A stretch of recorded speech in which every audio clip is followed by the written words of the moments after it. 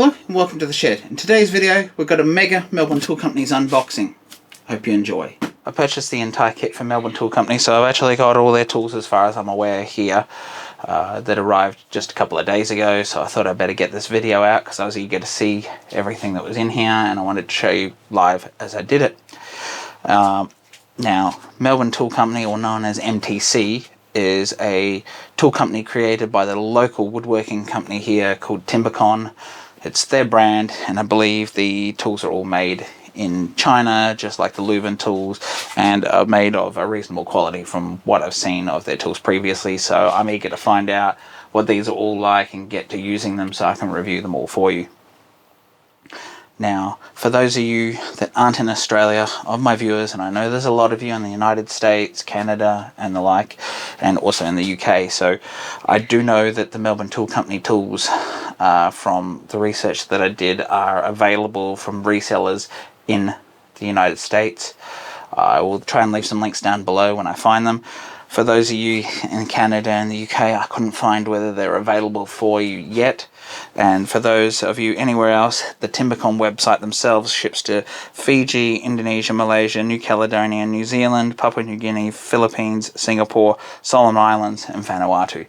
So if you're in any of those places, you can order straight from the Timbercon website. I'm not sure what the shipping costs will be, so that's something you'll have to find out for yourself. But first of all, just let me unpack everything and then we'll have a closer look at what we've got here.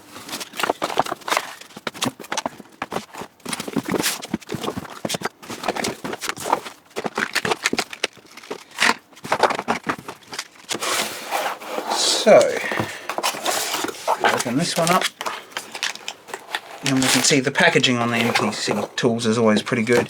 It's boxed with this high density sort of foam in here, which locks onto the planes, and they're always covered in this sort of a grease-proofy, non-rust paper just to protect it.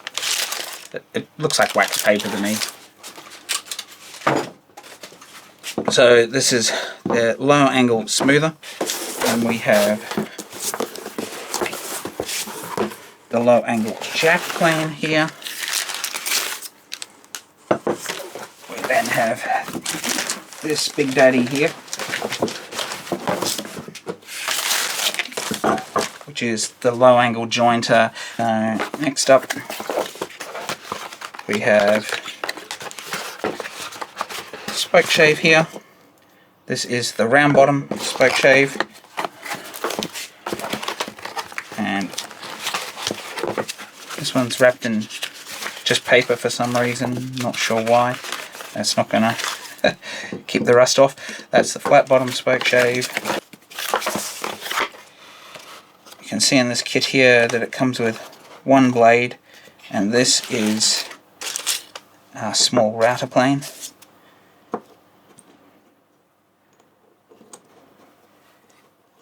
Which happens to come with a 6.4mm or a 1/4 inch blade, this particular one.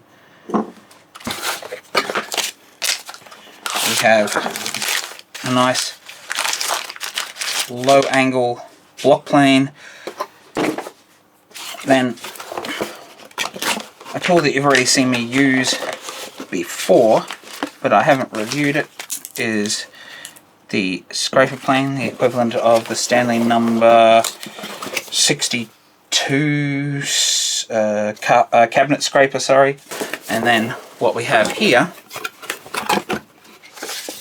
comes with its blade already in, comes with its all the guide set that you can put on the bottom if you wish to use that, which I don't normally use. And here's the large router plane.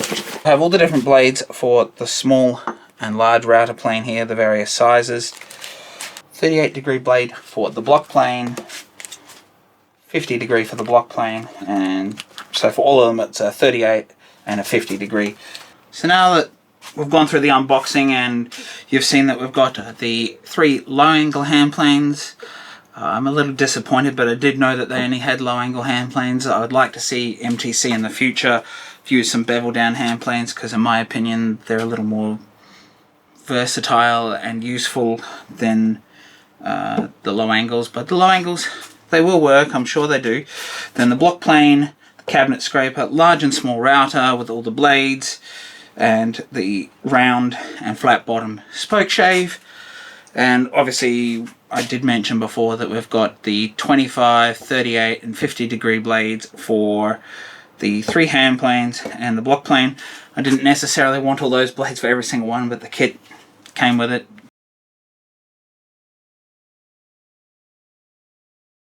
A few little things that I thought I'd cover straight up that I already noticed is with the hand planes. I'm not a big fan of the shape of this handle.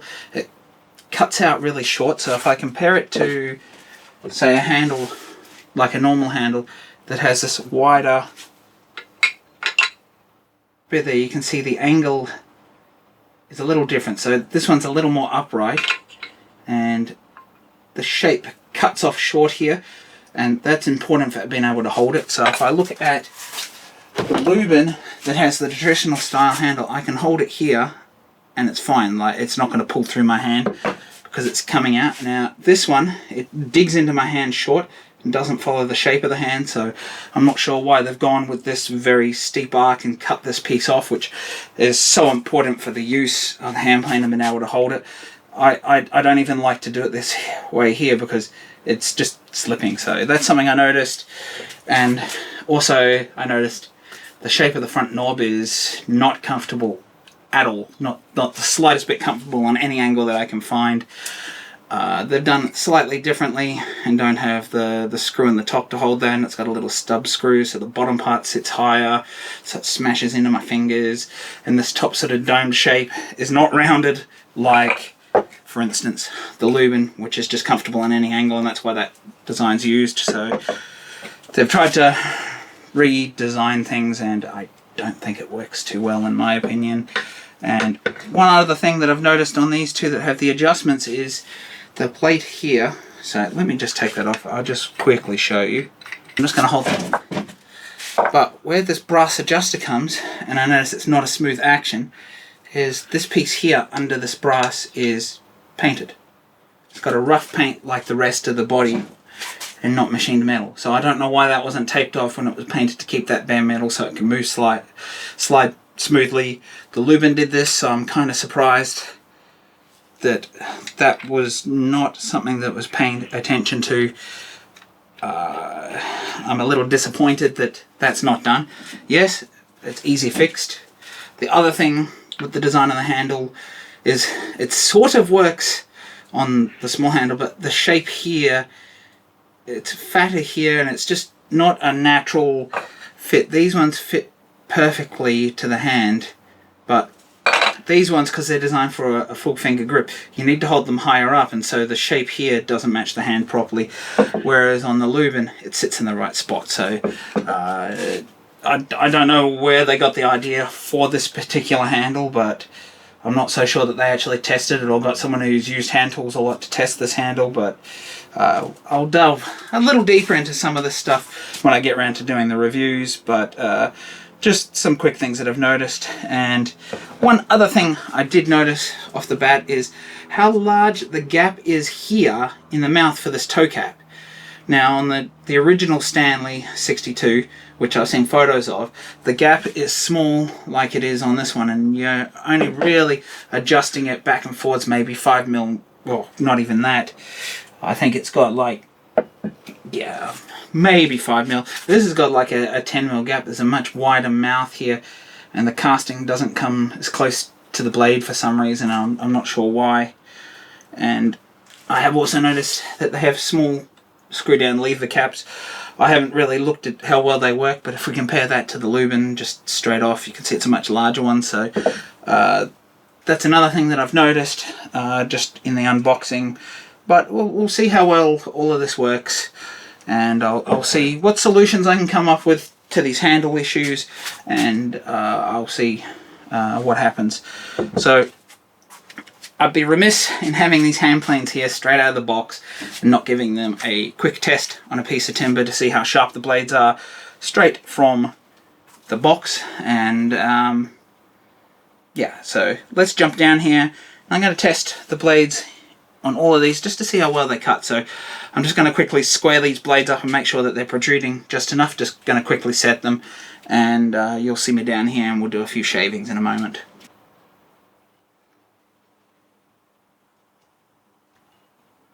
So let's start with the block plane first. That's a pretty decent shaving. There's a few splits in the shavings, and we'll probably do a video on reading the shavings at some point, but you can see how there's a few little nicks, and that's usually an indication that there's some little nicks in the blade, and they sort of sever the fibers as it comes through. So I will be doing a video on reading the shavings coming up here soon, because it's not something I've covered, and I do believe that it's quite important when you're learning to hand plane to know and read the shaving. So the block plane seems pretty sharp. Let's go to the smoother. Now I know this is set to a pretty heavy shaving, but it's got to be pretty sharp to shave something off that large and very, very clean. So yeah. Jack plane. Similarly, taking a thick heavy shaving, and let's get that out of the way. The Big Daddy jointer.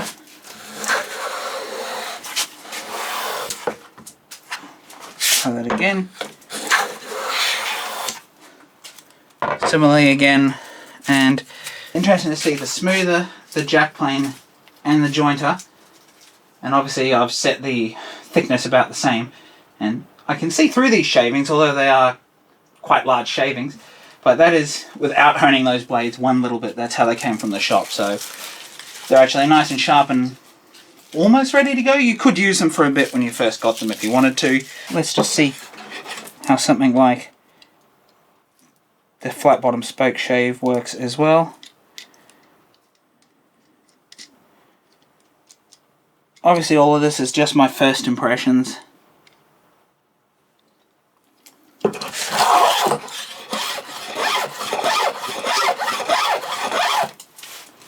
So I'm convinced that that's pretty sharp as well. The round bottom will be the same, and let's just see how well the router is. Let me just... Alright, that's engaging the surface.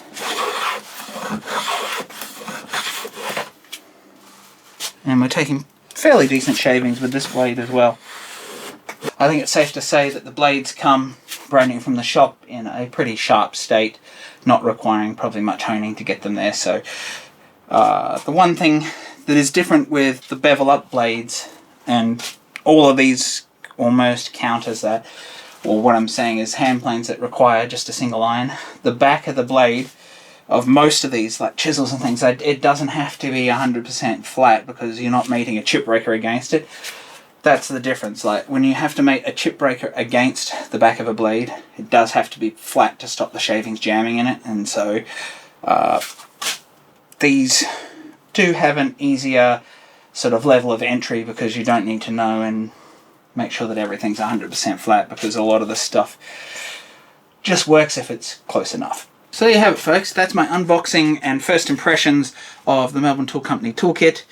Obviously some of these tools I haven't really looked at, like the number 62 cabinet scraper and the spoke shaves sort of, but I already have those two up here, and so I've already looked at some of those, so yeah, so I already know that they're of decent enough quality, and I'll have reviews probably coming out on those ones first before I get onto the reviews of the other ones, because I need a little time to work with the tools, get used to them, how they feel in the hand, all of that sort of thing.